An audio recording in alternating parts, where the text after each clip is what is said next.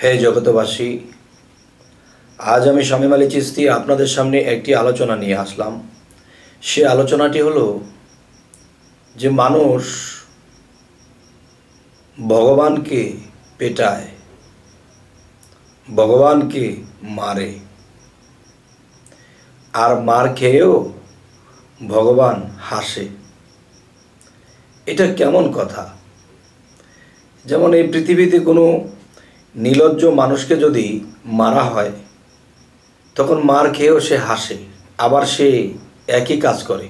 তবে বলতে চাই যে আসলে ভগবান মার খেয়ে যে হাসে, আসলে এই বিষয়টা আসলে কি? তো এই বিষয়টি আমি আপনাদেরকে বুঝিয়ে বলবো, তবে একটু কষ্ট করে পুরোটি ভিডিও শুনুন। হে জগতবাসী, যে একটা বিষয় হলো যে মানুষ মন্দিরে যায়, মন্দিরে যাওয়ার পরে তখন তারা মূর্তিকে সামনে রেখে তখন পূজা দিতেছে, ভক্তি করতেছে, অনেকে আবেগে চোখের পানি ফেলাইতেছে। তাহলে ভগবানকে সামনে রেখে কত আকুতি মিনতি, চোখের পানি। তবে দেখা যায় এই মূর্তির ভিতরে তো আর ভগবান নেই, ঈশ্বর নেই। তবে যেখানে যেই মূর্তির ভিতরে ঈশ্বর আছে, সেই মূর্তিকে যদি কেউ অবহেলা করে এবং যদি কেউ একে অপদস্থ করে, মারধর করে, তাহলে এই জিনিসগুলো না জেনে না বুঝে করতেছে। হে জগতবাসী, আরও একটি বিষয় আমি বোঝাতে চাচ্ছি, সেটি হলো যে ভগবান ঈশ্বরের একটি বাণীতে কথা আছে যে আমি সাধুর হৃদয়ে বাস করি, আমি বৈষ্ণবের হৃদয়ে বাস করি, আমি আমার ভক্তের হৃদয়ে বাস করি, আমার প্রেমিকের হৃদয়ে আমি বাস করি। তাহলে আপনি মনে করেন আপনার হৃদয়ে যদি আল্লাহ বাস করে, আপনার কালবে যদি আল্লাহ বাস করে, হৃদয়েরই আরেক নাম হলো কাল্ব। তবে সেই হৃদয়ে যদি ভগবান বাস করে, তাহলে সেই হৃদয়বান ব্যক্তিকে যদি কেউ আঘাত করে, এটাও কিন্তু ভগবান পেয়ে গেল। একে যদি কেউ ভক্তি করে সালাম করে, সেটাও কিন্তু ভগবান পেয়ে গেল। আবার তাকে যদি মারধর করে, রক্তাক্ত করে, এটাও কিন্তু ভগবান পেয়ে গেল। তবে এই সমাজে, এই পৃথিবীতে দেখা যায় একদল লোক মন্দিরে গিয়েছে, মন্দিরে গিয়ে কৃষ্ণকে মালা পরাইছে, রাধার গলায় মালা পরাইছে, এরপরে তারা খুব কান্নাকাটি করছে, অনেক ভক্তি করছে। কিন্তু এই যে কৃষ্ণ আর এই যে রাধা, এদের হৃদয়ে কিন্তু, এই যে মাটি দিয়ে বানানো হয়েছে, এদের হৃদয়ে কিন্তু ভগবান নেই। কার হৃদয়ে ভগবান বসত করে? সাধু, গুরু, বৈষ্ণব, এরকম মানুষের হৃদয়ে ভগবান বাস করে। তখন দেখা গেল কি যে এই লোকটি এখান থেকে পূজা করে, এখান থেকে সেবা ভক্তি করে, তখন সে যখন বাহিরে গেল, বাহিরে যাওয়ার পরে একজন সাধু পুরুষ, তার শরীরের কাপড় ঠিক নেই, খেতে পায় না, কেমন ময়লা, তখন তার কাছে দিয়ে যখন হেঁটে যাচ্ছে, তখন তাকে ধাক্কা মেরে ফেলে দিয়েছে। তিনি তো রাস্তার মধ্যে চিটিং পাটিং পরে তার তো শরীরে রক্ত বের হয়ে গেছে। তখন সে সাধু তার দিকে তাকিয়ে বলে, হাত দুটো উঁচু করে বসে আছে, তাকে কিছু বলে না। কারণ সাধুর হৃদয়ে যে ভগবান আছে, আর সেই ভগবান তো জানে সে একটু আগে আমাকে মন্দিরে গিয়ে আমাকে পূজা করেছে, আমাকে ভক্তি করেছে, সে তো আমাকে অনেক ভালোবাসে। আর আমি যে সে তো এটা বোঝে নাই। তখন তার দিকে তাকিয়ে থাকে। তাহলে সে সেখানে পূজা ভক্তি কাকে করলো, আর এখানে কাকে ধাক্কা মেরে ফেলে দিল, কাকে পিটালো এবং কার গায়ে দিয়ে রক্ত প্রবাহিত করলো। হে জগতবাসী, আমি একটি জায়গাতে বলেছি, হিন্দু বৌদ্ধ খ্রিস্টান আমি মুসলমান, এই মানব স্রোত জন্ম নেয়া দেখি সকলই সমান। এই গীতা শাস্ত্রয় আর ত্রিপিটক বাইবেলেতে পাই, কোরআনের বাইরে কিছু নাই, করে দেখো প্রমাণ।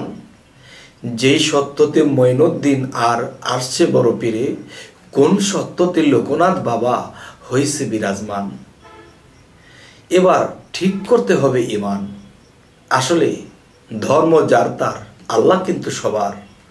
ধর্ম যার তার, ঈশ্বর কিন্তু সবার। তবে এই কথাগুলো আমি ইউটিউবে বলি বারবার, কিন্তু মানুষের যে কারবার, তারা তো এই কথাটা অন্তরে নেয় না আবার। তবে হে জগতবাসী, যে আমরা যখন মসজিদে গিয়েছি, আমরা ইমাম সাহেবকে সালাম দিয়েছি, তাহলে শরীয়তের ভাষায় আলেম তো তারা, মারফতের ভাষায় আলেম হলো গুরু মুর্শিদ এবং যারা আল্লাহর ওলি হয়েছে, আর শরীয়তের ভাষায় একজন ইমাম সাহেবই আলেম। ফলে শরীয়তের ভাষাতেও যদি আমরা যাই, একজন আলেমের সাথে যখন সাক্ষাৎ হয়েছে, সালাম ভক্তি করেছে, তাকে কত আদর করে কথা বলে, শ্রদ্ধা সম্মানের সাথে কথা বলে, কিন্তু দেখা যায় খুব ভালো কিছুই করলো। তো এখন দেখা যায় যে বাহিরে বের হয়েছে, বের হয়ে কিছু মানুষকে অপদস্থ করলো, কিছু বাচ্চাদেরকে চর থাপ্পড় দিল। কেন বাবা? এই বাচ্চাদের মধ্যে আল্লাহ বিরাজমান, ভগবান বিরাজমান। হে জগতবাসী, আজকে আপনাদের সামনে যে আলোচনাটি তুলে ধরলাম, এই আলোচনাগুলোর জন্য হিন্দু বৌদ্ধ খ্রিস্টানের বিষয় নয়। এখানে মূল বিষয় হবে যে আসলে নিজের ধর্মটা যে সঠিকভাবে বোঝে, তবে সে সকল ধর্মকেই বোঝে। আর নিজের ধর্মকে যে না বোঝে, তো অন্য ধর্মের ত্রুটি খোঁজে।